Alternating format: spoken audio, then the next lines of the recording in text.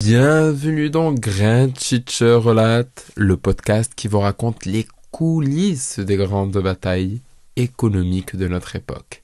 Aujourd'hui, nous plongeons au cœur d'un duel tendu et fascinant. À ma gauche, l'homme fort de Washington, Donald Trump, de retour à la Maison-Blanche et plus déterminé que jamais. À ma droite, la Réserve fédérale américaine, la puissante Fed gardienne de la stabilité financière des États-Unis. Un affrontement où les mots sont des armes et où la moindre décision peut faire trembler la planète entière. Alors, je vous invite à vous installer confortablement et c'est parti.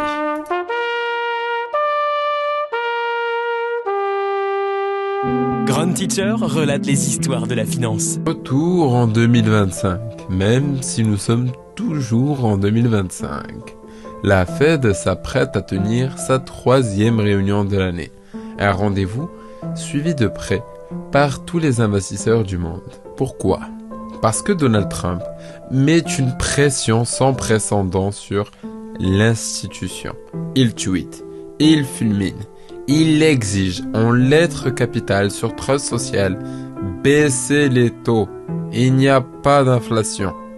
Pour lui, c'est simple. L'économie américaine doit tourner à plein régime. Peu importe la guerre commerciale avec la Chine, peu importe l'inflation qui menace sous la surface.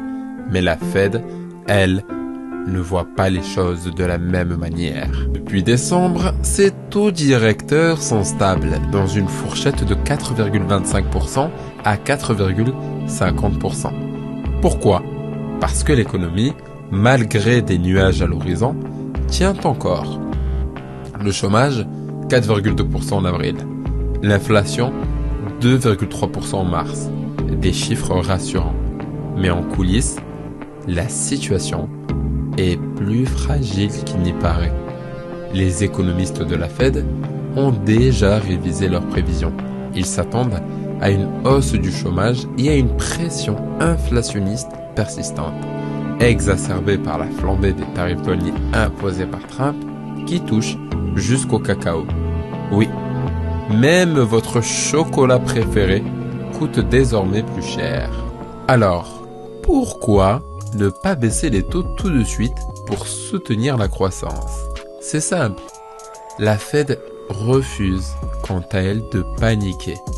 Comme le dit Belinda Roman, économiste à l'Université Sainte Mary's du Texas, si la Fed baisse les taux maintenant, cela veut dire qu'ils sont inquiets. Et si les marchés pensent que la Fed panique, alors tout le monde paniquera. C'est une question de psychologie des marchés. Un signal mal interprété peut transformer la prudence en crise. En ce bras de fer, Jérôme Powell, le président de la Fed, reste stoïque.